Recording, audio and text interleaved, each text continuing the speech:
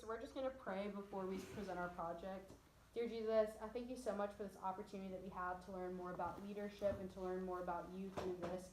God, I just pray against any nerves or just anxiety about presenting a project, Lord. I just pray for peace over everyone who's speaking, God, and that you anoint our words, Lord, and that you give us clarity while we're communicating. And I just pray that you bring recollection to things that we rehearsed, God, to things that we prepared, Lord, that all our hard work, God, is not in vain, Lord, that you just show up in this moment and that we learn more about you. In Jesus' name, amen. So Callie is going to be our first presenter today. Callie? Hi, I'm Callie with group number 4, and today we're going to be talking about leadership. What is leadership, one might ask? Well, leadership is the ability to direct an individual or group of individuals toward a common goal.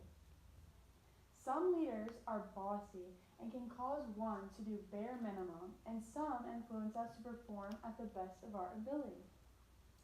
If you think you are leading and turn around to see no one following, then you are just taking a walk. These are the wise words of Benjamin Hooks. This is a meme from The Princess Bride. It says, "You keep using that word. I do not think it means what you think it means." Leadership.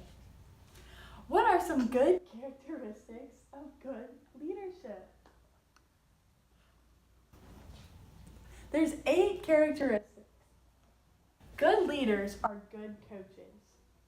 They empower teams and do not micromanage. They care about team members and their success, and they orient themselves to create results. They listen and share information with their team. They inspire team members to develop themselves, and they have a clear mission and vision on how to execute it. They possess skills to complete the assignment. Self-leadership. Well, before we can become a better leader that models those characteristics well, we must learn how to lead ourselves. Self-leadership is the development of your own personal leadership style and following it. How does one develop their own leadership? Well, great leaders are not born, but made. If we desire to improve our leadership, we must become hungry to grow. If you want it, you must work to develop it.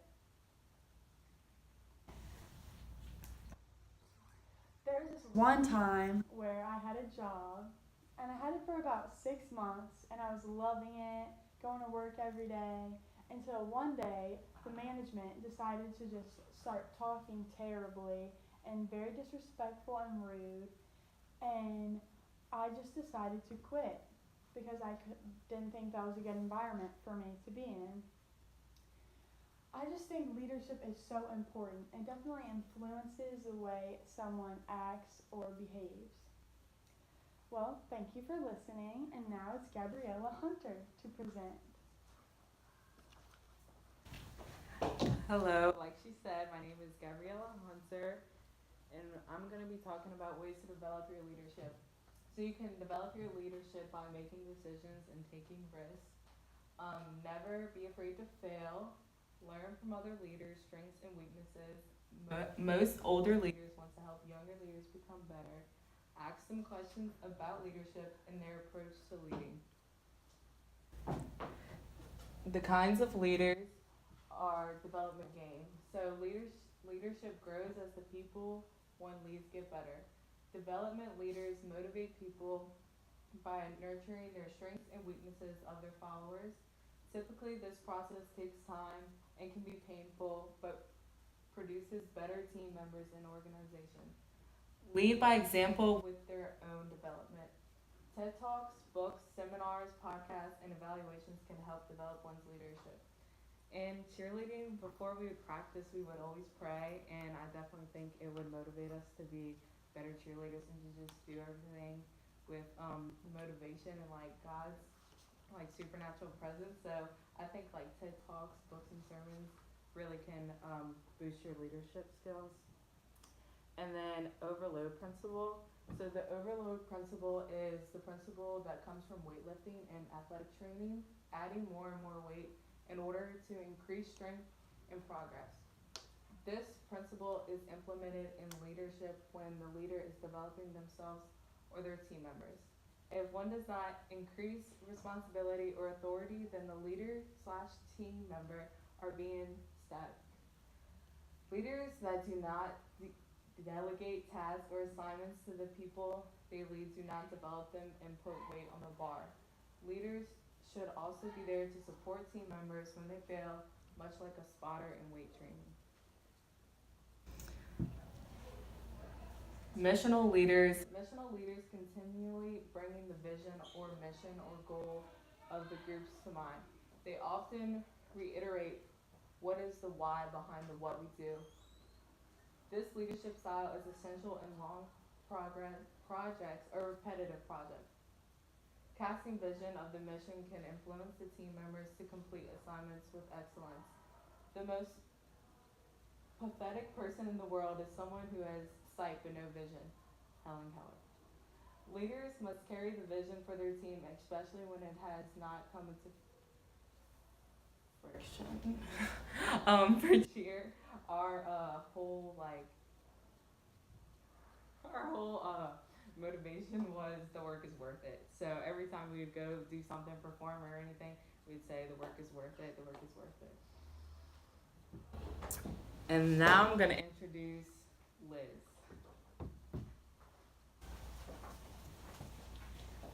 Hi, I'm Liz. I'm going to be talking about the 3 common leadership styles.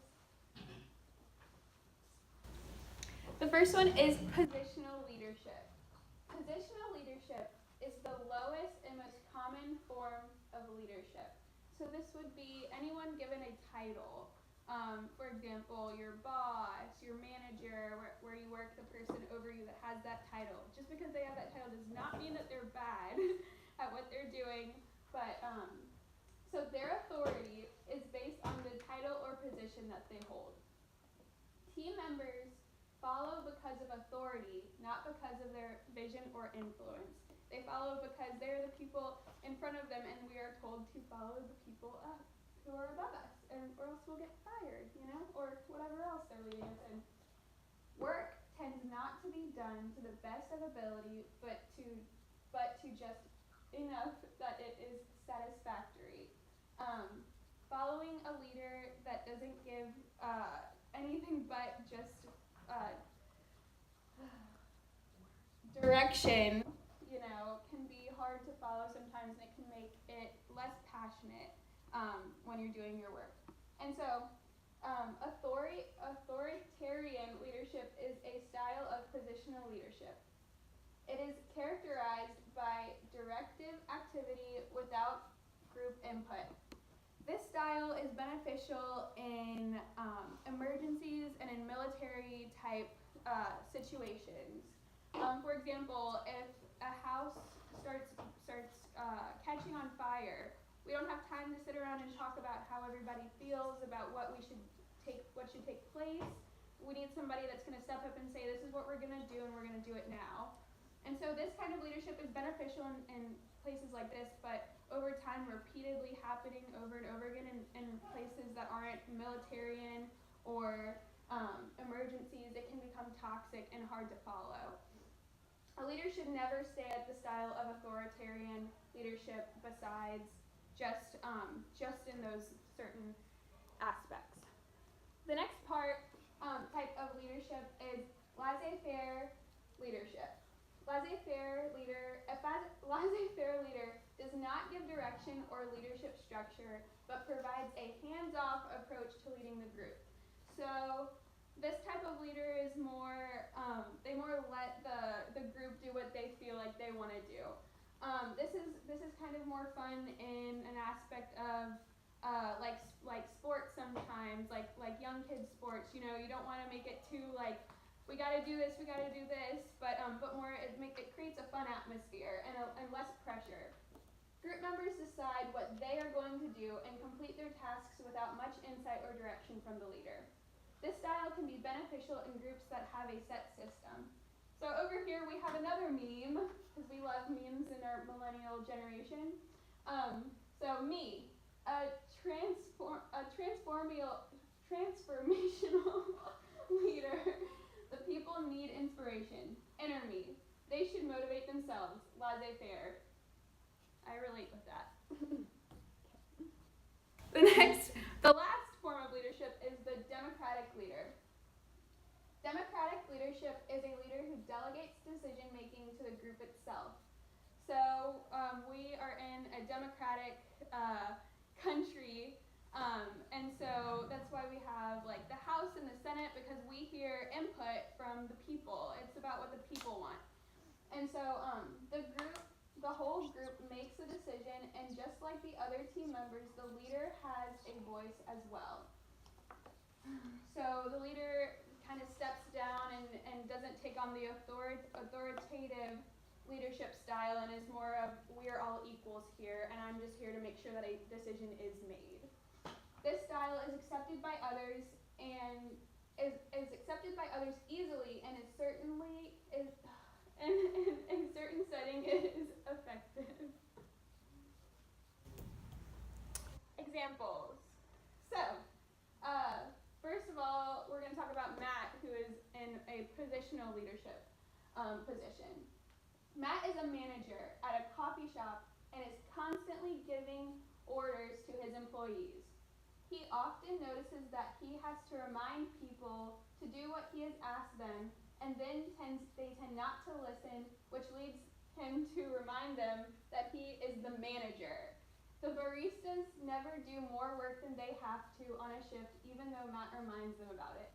So you'll see in this context, the employees feel as though feel annoyed with their leadership because they feel like they're being barked at, they're just only being told what to do, and they're not actually being taken care of.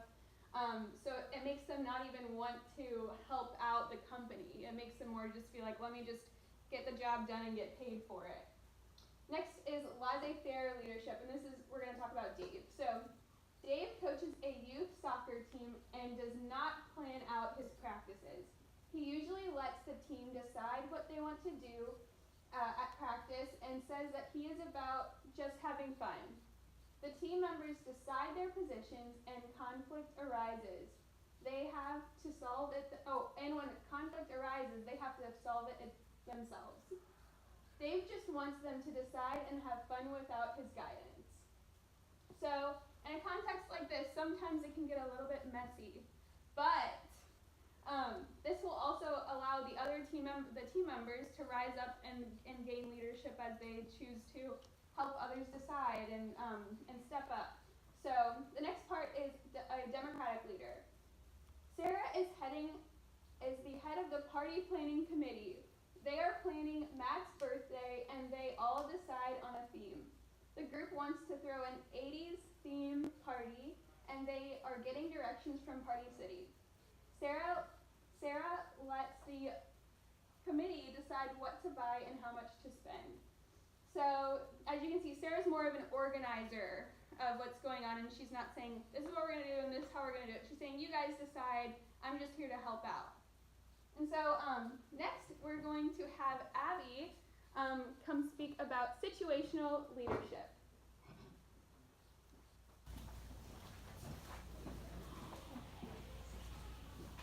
So, okay, I'm Abby, and now we're going to be talking about situational leadership. Okay, situational leadership is a leadership style that adapts to match the needs of the group members. And leadership should always be focused on styling their leadership to the needs of the group. Okay, so there are 4 stages of situational leadership. The first one is called directing. Directing is a leadership stage in which the leader makes most of the decisions for the staff members. This style is needed when the staff is new and the leader makes decisions and provides clear vision without tasks and assignments. Information comes from the top down. Okay. Second stage is coaching.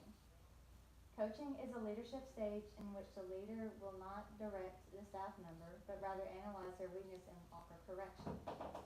This stage is, in order to be successful, requires a desire from the team members to want to grow from the correction.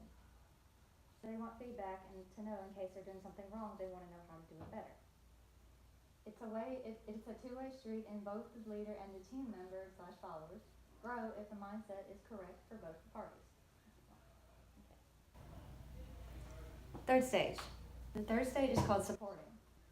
Supporting is a leadership stage in which the leader watches as the follower makes decisions and offers support when necessary, but also allows the follower to choose what needs to be done and how it needs to be done. The leader is there to help motivate the follower and encourage them when needed. And the follower needs encouragement or motivation rather than direction from the leader. And this is the second to last stage of situational leadership. The last one is called delegating. Delegating is the leadership stage in which the leader watches as the follower makes decisions and offers support when necessary, but allows the follower to choose what needs to be done and how it needs to be done. This stage requires an enormous amount of trust from the leader or to the follower or team member, and many leaders struggle most in this stage for fear of failure or preparation of the team member. The follower is now responsible for informing the leader of progress, challenges, and success. So recap. Again, the first stage is called directing, and again, that is where the leader is making all the decisions. The second stage is coaching, which again, the leader is giving some control to the team members, followers, but the main focus is to develop the team and better their work skills. Third stage is supporting. The leader focuses on motivating the followers rather than directing them. And the fourth stage is called delegating, the last one. It's where the leader gives the follower the responsibility and offers little to no support. So by this stage, the followers of the team are supposed to know what they're supposed to be doing after they have gotten their correction, and they should know what to do by now. So, I'm going to go ahead and introduce our next speaker, which is going to be Ashton.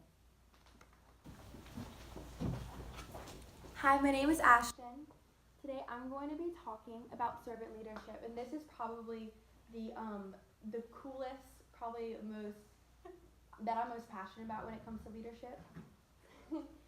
Here's of course a couple memes, because you always see memes when talking about leadership, of course. So here's our first one from The Office. It says, "Would I rather be feared or loved? Easy. Both. I would be able to be afraid of how much they love me."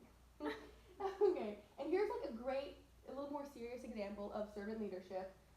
Here's another type of leadership that is going to be more, I'm going to tell people what to do, which is not servant leadership. Here's the boss up here and his little slaves pulling him around. Now here's an example of servant leadership where the leader is working and he's down and working with the people that he is leading. And so here's the next slide. So servant leadership. So servant leadership is a leadership style that focuses on serving first before leading.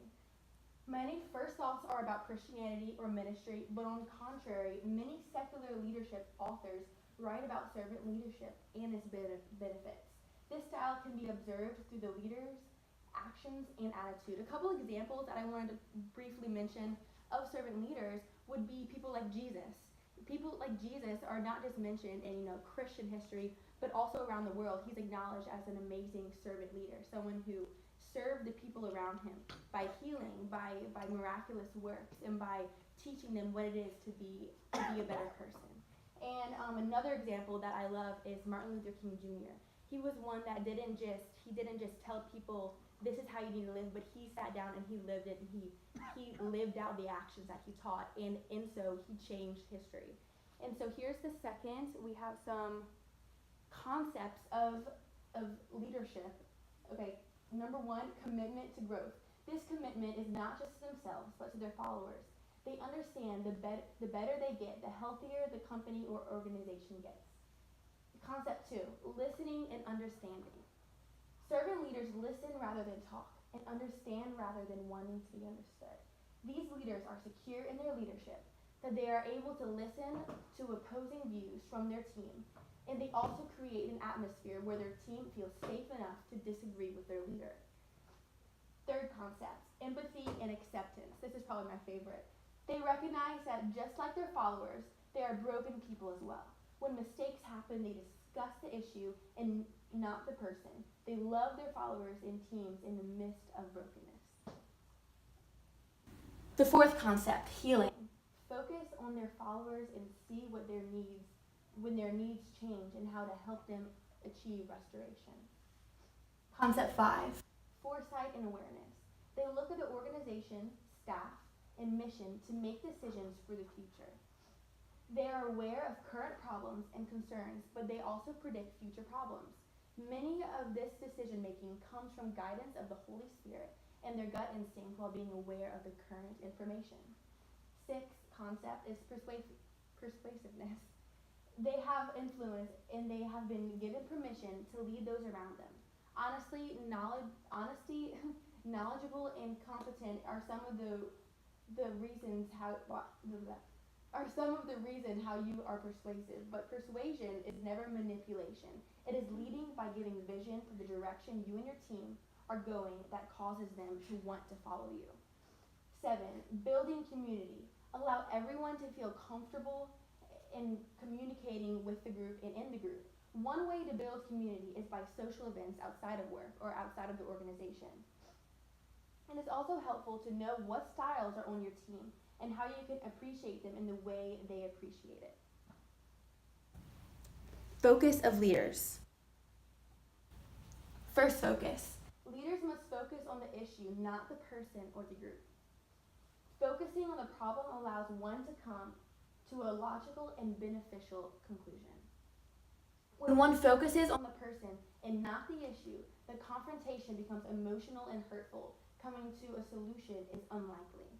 The person who could be associated with a problem, if discussed in a way that they are not the problem, could be supple to the leader with beneficial information of why there is a problem.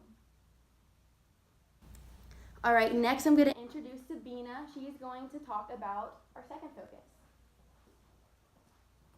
Hi, okay, so our second focus. Listening to everyone is the second focus, and it is important for leaders to listen to those that may be harder to hear.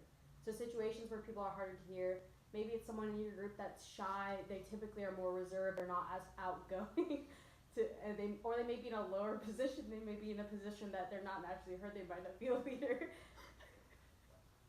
They might not be a leader, and they might not be in the management position, so they might be harder to notice. Many great ideas are not known because it comes from quieter, less popular, less dominant, or less successful people. In order to find solutions to the problems or to avoid issues, one should try to have a system of the ideas or solutions can be addressed or discussed.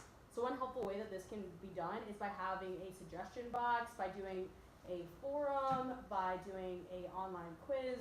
It can be really helpful for people to do surveys so that you can have suggestions on how to lead. When creating a plan, a leader should focus on getting input from all departments involved. So say if you were starting up a coffee shop, it'd be important not only to address the landlord of the issue, it'd be important to talk to people who supply the coffee beans, the baristas, the management. It's important to get to just cover your bases on all of them. So cohesion and groupthink. Cohesion is when all group members are in unity and going the same direction to reach an expected goal. It represents itself as a group that has a connection that helps them ignore temporary irritations or distractions for a long-term goal or result. When cohesion is the goal, it can lead to groupthink. Groupthink is the desire for anonymity that takes precedence over the need to seek out all possible answers. Groupthink requires pressure to conform to the group's vision. It can look like ignoring the problem to keep unity among the group. So at first this sounds really good. Cohesion sounds like a good thing that every team needs, but it can actually lead to some pretty destructive things. And this next slide we see some of the issues with groupthink. The reason groupthink prospers is because the dissenter is afraid of going against a dynamic leader or popular opinion. Sometimes there is also consequences to going against groupthink. Leaders must create an atmosphere where questions, concerns are accepted and appreciated. So we can see these examples in situations like Pearl Harbor, where the Japanese government, they all agreed that the U.S. needed to be destroyed to win the war, and that they didn't care whether the U.S. was involved or not, but they agreed that they were bad and that they wanted to destroy this. That's why Pearl Harbor occurred. Watergate is another example where the U.S. government was actually the issue where they wanted to cover something up, and they were all on the same page, and no one went against it and said, why are we covering up something that's wrong? So that's another example. And then the final, one of the other examples is Jonestown Massacre, which is where we get the saying, don't drink the Kool-Aid. So it's actually, a lot of groupthink can be cults. And so the Jamestown Massacre occurred when the cult leader encouraged all of his followers to drink a ionized Kool-Aid, which then led to all of them dying. And granted, no one ever said, hey, like, why are we drinking this Kool-Aid? Because they didn't want to go against the leader. We can also see this in church settings, which is a big issue. We can see this when a dynamic senior pastor is afraid to take any information from his elders or from his staff. So we can see this in all settings. Okay, symptoms of groupthink. One is the illusion of invulnerability. Is the belief that the group is more powerful than they are and therefore are not susceptible to an attack. The second is the belief in the inherent mortality of the group. Is the belief that since the group is good, their goals and decisions must be good also. The third is an outgoing stereotype. Is when anyone not in the group is perceived as the enemy and is assumed to not understand the situation. 4. Collective rationalization causes the group to ignore the warnings about their decisions. The fifth one is self-censorship, means the group members minimize their personal doubts and any counter-arguments. The sixth one is allusion to anonymity, is the belief that silence is consent because no one shares contrary information. 7. Direct pressure on dissenters, happens when group members coerce those who have objections into supporting the leaders and not making waves. And 8 is self-appointed mind guards, are people who decide to shield the group from adversary information. Helpful tips for leaders to avoid groupthink. As a leader, let the group reach big decisions twice. See if the group will come up with the same solution the second time. This is helpful to make sure that your group can actually make choices without you. The second one is don't make the decision by yourself. As a leader, you need to make sure that the decision is made by the group, not just your own ideas. It's important to talk to your team and ask them what they think about it. 3. Arrange meetings to have without you, the leader being present. You should know that the meeting is happening, but you don't need to attend. This allows the group to share more freely.